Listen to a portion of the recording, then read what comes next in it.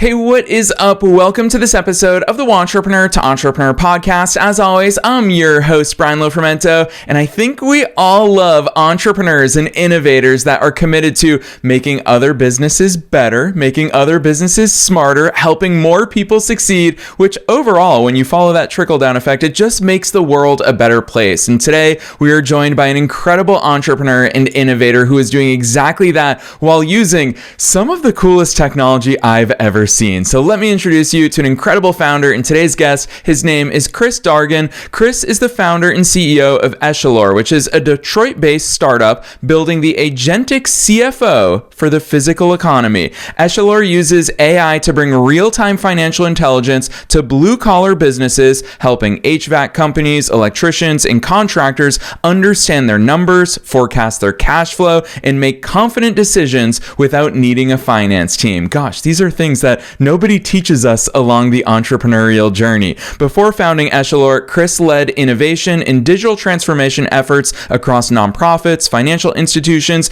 and tech ventures, helping organizations turn complex challenges into scalable solutions. And just to show you how mission-driven Chris is, he's served on multiple nonprofit boards, including the Girl Scouts of Southeastern Michigan and North American FinTech Coalition. He's led strategy initiatives with Neighborhood Trust in New York and advised on fintech programs focused on economic mobility and financial empowerment. Rooted in Detroit's tradition of builders and makers, Chris's mission is to close the financial gap for everyday business owners, using technology not just to automate, but to amplify human capability in the real economy. We are all in for a real treat today. We're going to learn so much from Chris, so I'm not going to say anything else. Let's dive straight into my interview with Chris Dargin.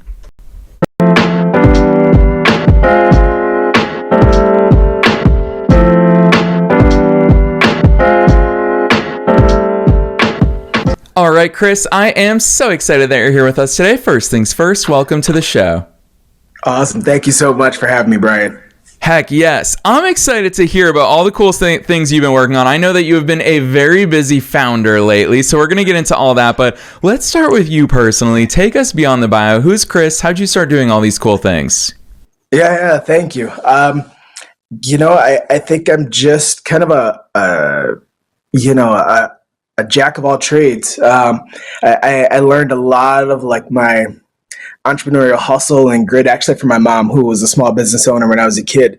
And I used to work at her business on the weekends and really, learn what it means to like get your hands dirty and to work, in your business and on your business. And I think it was one of the early like motivations kind of deep in the back of my mind about helping small business owners.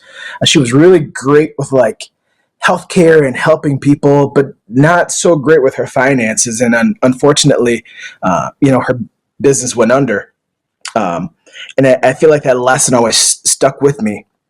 So, as I went into the Navy, came back, and I started working actually in the trades. I went to a machinist training program before college, after the Navy and before college, and really started learning how machines work and what does it mean to be in the trades, and saw like all these really skilled, talented people, that are able to work with their hands and really, act as the backbone of our economy. But no one ever teaches them, like you mentioned, finances. No one teaches them how to run their business and how to be profitable, how to scale, how to grow, what to watch out for. After college, I got into, corporate life and ventures, but those lessons always kind of stuck with me. So kind of where the impetus for Echelor really occurred. I was sitting, I was advising a company. I was in a board meeting, and they walked in and they said, "Hey, everyone, sorry. Unfortunately, we don't have the financials to show everybody today because, someone from finance left. So we have like her financials and spreadsheets from the previous board meeting, but we won't be able to give you the updates until we find a replacement." And when they brought up the spreadsheets, you just saw everyone's face just kind of go blank because, people, when they see numbers and spreadsheets, they just kind of shut down. And I said, all right, this is crazy. There's got to be a better way to do this. There's got to be a better way to allow business owners and leaders to be able to continue on with their mission without, completely stopping just because the a finance person isn't there. So I went home that night. This was roughly January of this year, and I just started building. I've done some coding in the past, and thank goodness for vibe coding that helped a lot too. That's where I really built the prototype for Echelor, and I just started showing people. I'm like, hey, you're a small business owner. For instance, my furnace went out, and I called in an HVAC company who was a family friend, and I said, hey, John, how do you run your business? And John's like, honestly, it's me, my brother, and the office assistant. And really, the office assistant, she's just a warm body. She's not very good with tech, doesn't really know finance, but she's just a warm body. She just takes care of it. So between the three of us, we kind of look at our bank account at the end of the month, and either we're in the black or the red. And I said, John, this is insane. You do like $100,000 in payroll every month. There's got to be a better way. Can you take a look at this? So I showed him Echelor, and he's like, hey, can I bring in my office assistant and take a look at this? And I'm like, yeah, sure. Yeah, I'd love to get her feedback. And, it was a resounding yes. They're like, wow, this provides so much like clarity and insight in what we're doing. Are you selling this? I'm like, well, I'm still just, I'm getting feedback and trying to understand if this will help people. And they said, yeah, definitely let us know, we'll be your test subjects. We'll try it out. We'll do whatever you want. And really that part of that was where we kind of got started from. Yeah, I love that overview for so many reasons, Chris, but especially because you not only saw the way that these industries were working, you not only saw firsthand the inner workings of small businesses in so many different industries, but you decided to do something about it. And I'm going to pick on you use that term a few times in that overview of finding a better way. And I would imagine that when you saw this gap, there's a lot of different ways you could have solved it. Not many people take as fast and incredible of action as you do when it comes to saying the better way is going to be an agentic CFO. Chris, it's a really cool time that we're in that people can build these types of solutions. How did you arrive on that as the solution you were going to build and bring to the marketplace? Yeah, absolutely. I think because I've got a background in finance, and I previously had a startup that dealt with AI, so I kind of understand the intersection of technology and finance, and now AI agents. And if anyone knows finance, a lot of it's repeatable. So I said, how do we take this process that's repeatable and then turn AI loose on it, so that way it starts to understand looking at anomalies in your finances. So for instance, our platform checks on if there's wild changes in like your subscriptions, or wild spikes in expenses, or if there's past due invoices. It goes and kind of scans, and it takes these actions 24/7, 365. Because really, the goal of Echelor is to not replace humans, is to help augment. I think a lot of times in AI, and you hear a lot of the AI hype that it's like, oh, it's going to replace all these people, and maybe one day, who knows? But the real core strength is augmenting human jobs right now, especially in the physical economy, especially in owner operators, where they're busy out servicing our homes, servicing our businesses and our plants and data centers. And something has to be in the background, kind of having their back, watching out for them, and helping them to understand, hey, maybe I need to take action on this past due invoice. Someone hasn't paid me, or, revenue is going up or it's declining, and cash flow is going up or declining. Can I make payroll this month? Can we hire the new employee? And that's really what I see is like the strong suit of AI right now. Is it's able to understand pattern recognition. It can see repetition, and it can start to provide insights into what's happening in their business and their finances. And I think that's part of the excitement for people in this AI era, which it's progressing so quickly. We're all using it so much more in our businesses and in our day-to-day lives. But I think the agentic part of what you're doing is so cool. And that's kind of that next frontier of AI where could us as business owners, could we feed our spreadsheets into ChatGPT and have conversations with it? Of course we can. But obviously, I can see Echelor in action on your website. And I think it's so cool that it proactively, it actually reaches out to us. I'll read just a few examples for listeners that it can pop up and it can give you a smart alert saying, hey, your SaaS subscription increased by 22% this month, significantly above average, or your runway is projected to fall below 6 months if current burn rate continues. And then, Chris, then we can say, oh, hey, I wasn't even thinking about this. Unfortunately, we're too often limited by our own imagination in our conversations with AI, but it seems to me like that proactive, truly the agentic, which I think we throw that term around too much without really talking about the powers of it. I think that's your secret sauce. Talk to us more about the agentic nature, not just, us talking to ChatGPT back and forth. Yeah, absolutely. The thing about ChatGPT, and I'm sure everyone knows, is that it's very static. And you have to understand prompts, and you navigate to ChatGPT and ask it questions, and maybe it comes back with the right answer, maybe it doesn't. But with agents, it's actually able to take actions on your behalf. So Echelor is actually a multi-agent platform. So they're agents that go out and they crawl your financial data and your operational data and look for trends and help provide insights and do kind of what we say is move you from a reactive business owner to a proactive business owner to eventually, in the next version, to clairvoyance, being able to see around corners, being able to take future actions and understand, hey, this is going to impact my business at some point in the future. What can I do today to take action and really capitalize on it or protect myself from it? In addition, the other agent that we're really excited about for business owners is that you can talk to Echelor in plain language. So if you're, you run like a plumbing company and your tax person comes back and says, hey, what was your EBITDA for the certain period?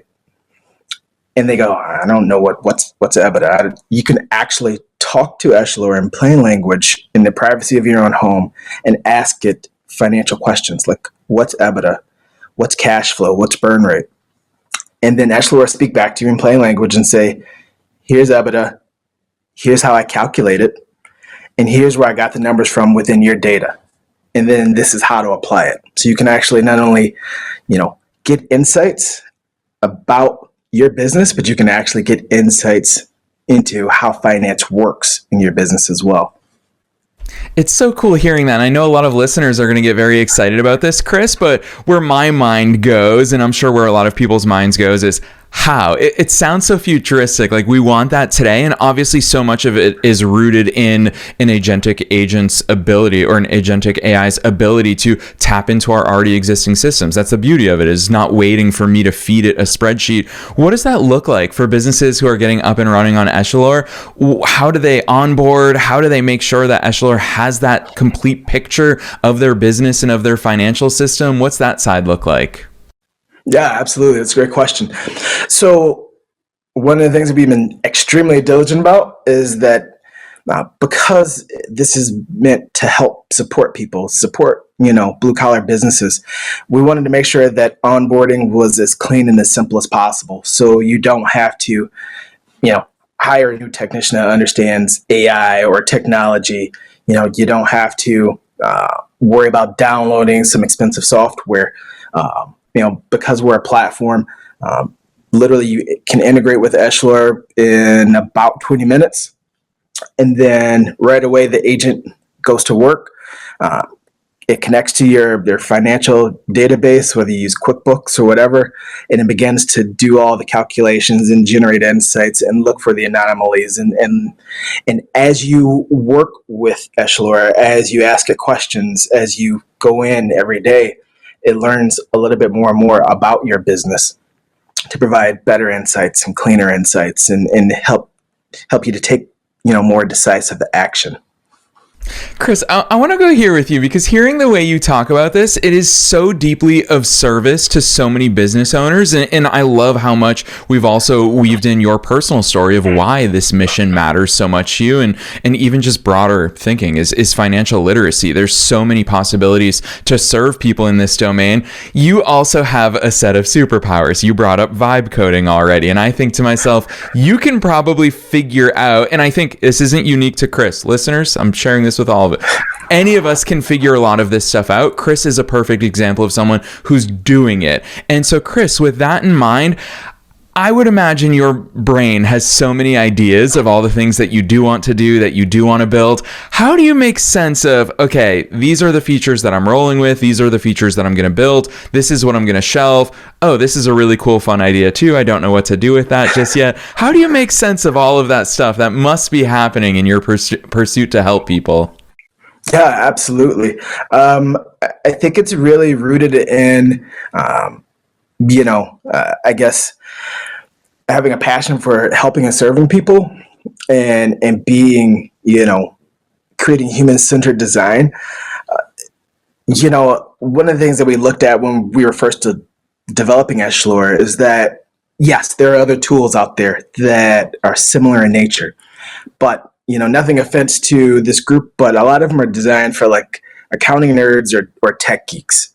And really it's like, how can we provide a very clean, simple solution that just gets to the basics, that helps people, that provides the information, the metrics, and the reports that they need. So that way, hey, I know that, expenses are spiking with this subscription. I need to go and cancel it or renegotiate. Back to work. And really, you're right. My brain does fire. It fires too many hours a day. You can ask my wife that I have a lot of things rumbling around in there, but really it's staying focused on, our users, focused on, our customers, what's really going to serve them. So it's starting with the most simple design, and then just going back to our beta tester saying, what do you think? What did you find useful? What would you like in an ideal world? And then moving forward with that, because I could have 1,000 ideas, but it doesn't mean that people necessarily need them or want them. You have to really get close to the people in the field that are doing the work, and making sure that you're providing the right features and solutions for them. Chris, I'm going to bring this on the air because I said this to you off the air, but it's going to be really fun to hear you share some of these insights with our listeners. And off the air, I complimented you on the fact that I'm just incredibly impressed with what you've built at Echelor, not just because of the technology, but because you've nailed so many aspects of the business, not just your product. And it's very easy to be super product focused, but as a founder, you obviously know you have to care about marketing, you have to care about conversions, you have to care about your brand, you have to care about UI and UX. And listeners are going to see when we drop those links at the end of today's episode that Echelor has considered and built out all of these elements, obviously under your leadership as the founder. So I'm going to put your founder hat on for a second, Chris, and ask you that question of, when you step back from the product, what is it that you look at? Because you clearly recognize how many different things you've got to get right in bringing this to the market. How do you strategize and execute on all those different fronts? Well, that's a great question. And it's one, be completely honest, I think that you're always working through as a founder, right? There's, 1,000 things you've got to get done, but you have to decide, which ones are going to have the most impact, for whatever you're doing. I take the sprint approach. My team and I, we look at what's in front of us, what do we need to do, and what can we get done in this 2-week sprint. Whether that's, product is always ongoing, but all right, here's the next milestone that we've got to hit. What's, encased in that milestone? Is that, getting ready to release a new piece of marketing or content, or is it, are we getting ready to have a conversation with an investor? So we have to get pitch decks, which is a whole other animal to deal with. So really, it's just taking, each sprint at a time, each week at a time, and honestly, each day at a time. just chunking away at it. I kind of discussed this with you offline that, it's a lot of hours, but when you're passionate about it, when you believe in something, the hours just kind of float by and it doesn't feel like work. Yeah, it reminds me of one of my favorite MLK Jr. quotes where he said, you don't have to see the whole staircase, just take the first step. And as easy as it sounds, we as entrepreneurs, we are driven by passion, we're driven by service, we're driven by so many things. So it's not always easy to just take it one step at a time, but it really is the only way that we can do that. And I don't often share these sort of insights with our listeners while we're on the air together, but listeners do know we always ask our guests ahead of time, what's your zone of genius? And Chris, I loved your answer. I think that this is such a mark of a wise mind that picks up life lessons from everywhere. I mean, I love how you jotted down, I have this ability to pull insights from completely different parts of life, whether it's tech, human behavior, or finance. And that's what I found in my 17-year entrepreneurial journey, is that everything is a microcosm of business, and business, just like everything else, is only a microcosm of life. There are lessons in so many different places. Talk to us about some of those lessons you've picked up along the way that obviously being an entrepreneur and being a founder, you realize, wait, this is actually very helpful. If I inject this into my business strategy or a tactic, this is going to set me up for success. What are some of those things you've reflected on? Yeah. That's a great question. To be completely honest, when I was younger, I actually thought it was a weakness. I for a minute, I thought I had ADD or an inability to focus because my brain just went to so many different areas and just would touch on so many different things, whether it was like business or the economy or philosophy. I was deep into Eastern philosophy when I was a kid. And really, I didn't realize until later as an adult that this was my superpower, really, that I've touched so many different things in so many different areas that I can now draw on these different experiences along my path. I would say probably one of the greatest ones, though, is being able to listen. A lot of times, and I learned this myself, in a conversation with people, a lot of times you're waiting to just talk. You're not actually listening. You're waiting to have a response back. You're waiting to then put in your piece as opposed to actually being present and listening to what the person has to say and then reflecting on that. And then internalizing it and then going back and going and thinking about the conversation. What did the person say? How did they feel? How did they feel in a moment? How do I feel after? And are there any takeaways from this dialogue? Even if it's an alternate point of view of mine, because I think that there's always something that you can take away from any engagement with people. So I would say that that's probably one of the greatest things that I've done or try to do still. Chris, it feels risky every time I ask this question on the air because I know that life and business move so fast, but hearing how reflective and intentional you are in your thoughts and in your actions and in your plans, I've got to go here with you on the air. And that is, are you carving out intentional executive time? Because as the CEO, obviously having a team, going down the funding route, obviously getting your product in front of clients that you aim to serve and obviously serving those clients, there's so much going on, but aligning with that longer term strategy is important for all of us. And we don't always make the time there. So I'm super curious to see a little bit of behind the scenes on your end. If that's something that you're able to carve out, if you do it weekly, monthly, quarterly, I'd love those insights and what sort of questions you ask yourself and what you reflect on in those moments. Yeah, absolutely. I think it's important to carve out time for yourself.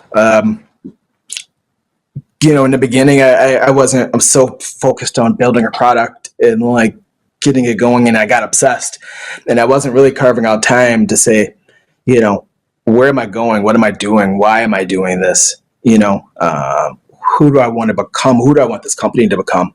So really getting intentional and journaling that and reflecting on those questions, and then also listening to my team. Because you can't build a company inside of a vacuum.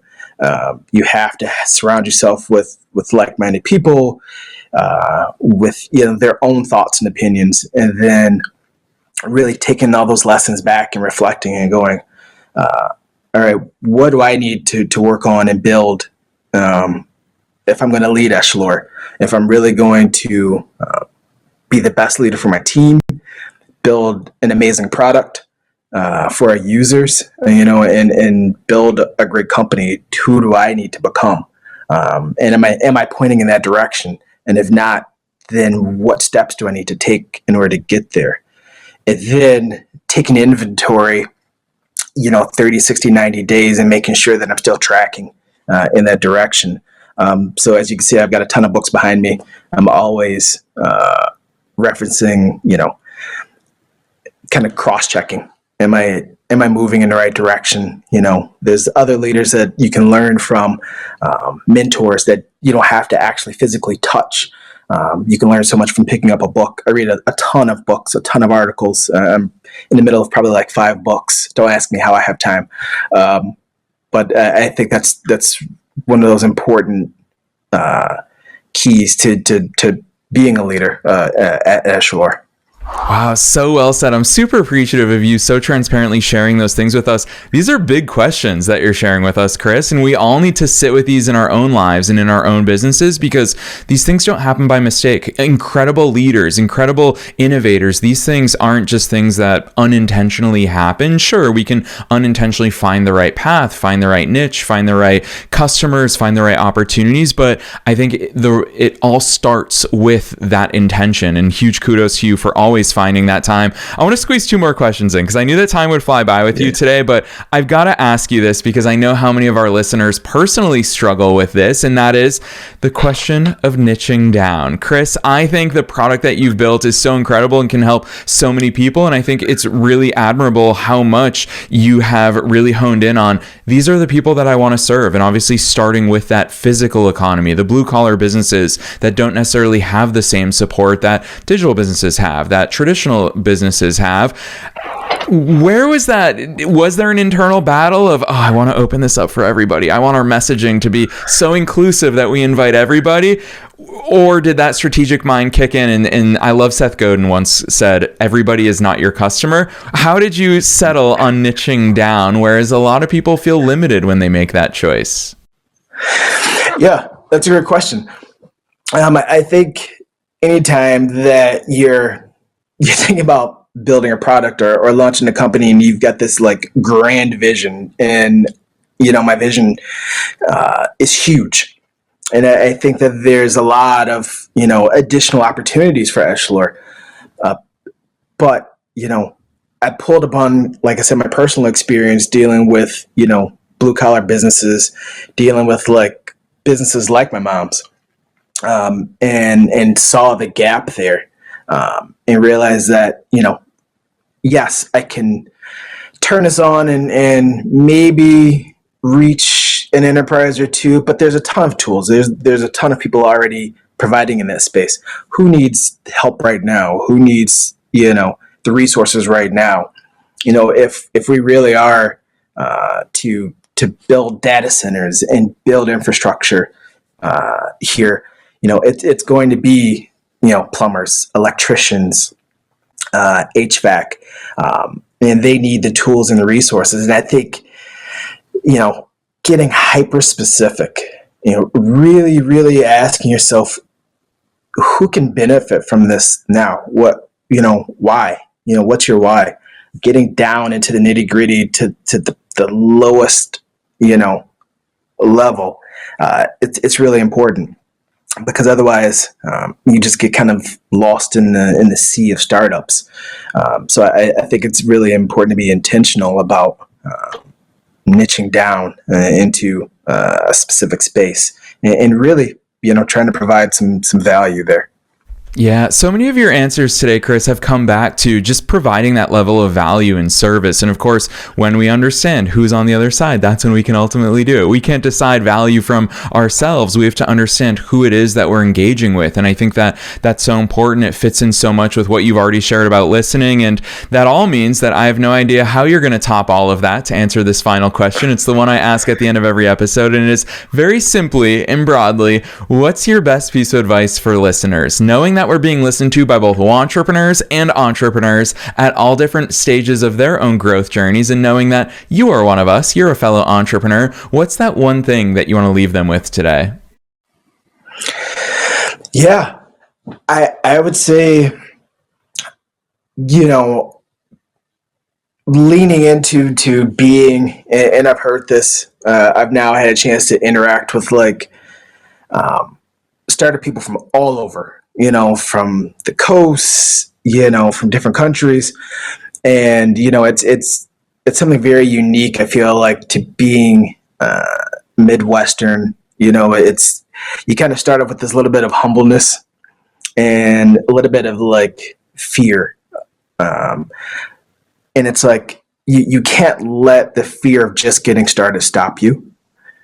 You mentioned it earlier, you're not going to build for everyone. Not everyone's going to like what you have to say. Not every investor is going to like your idea. Not every customer is going to like your idea. But you can't let your fear or humility stop you. Because if you truly believe in what you're building, there's someone out there waiting for your help. And you just have to keep going. Just take that one step every single day, and it really is true. Just get comfortable with being uncomfortable, with pushing yourself just a little bit every single day, because the answer is out there, and it'll show itself if you just keep pushing past the fear and discomfort. Yes, so well said. Oh, I love that advice for every entrepreneur and entrepreneur. It's really important advice, Chris. And I've obviously tooted your horn quite a few times during today's session. I'm a big fan of all the things that you've built and all the things that you're continuing to build. And it's very rare to find a product that is so good, aligned with a brand that is so good, aligned with a UI UX that is so good, and that so deeply understands their customers. And Echelor absolutely is the culmination and intersection of all of those good things. So I always say that success leaves clues, and I'm very excited for listeners to go deeper into reading more about Echelor, seeing it in action. Hearing us talk about it is one thing, but seeing it is an entirely different experience. So Chris, for listeners who want to find you and Echelor online, drop those links on us. Where should listeners go from here? Yeah, absolutely. So you can find me on LinkedIn, Christopher Dargin, on LinkedIn. You can also, on my website, it's www.echelor.ai. I love connecting with people. I'm always down for a great conversation. When they have questions, just definitely reach out, and can't promise I'm always available, but I always get back to everyone for sure. I love that. That's a promise I've got to start making, Chris. So I'm not promising any sort of timeline, but listeners, you heard it. Chris loves talking about all of these things, and you definitely want to check out Echelor. So don't be shy. You already know how easy we make it. Those links are down below in the show notes, no matter where it is that you're tuning into today's episode. So if you're on the go, if you're driving, don't try to pull up your browser right now and find it. All those links are right there, so you can click through whenever it is that you're ready. You've heard Chris in all of his brilliance throughout today's conversation. So if you want to add him on LinkedIn, you'll find that link directly down below. So Chris, on behalf of myself and all the listeners worldwide, thanks so much for coming on the show today. Thank you so much, Brian. I appreciate it. It's been great.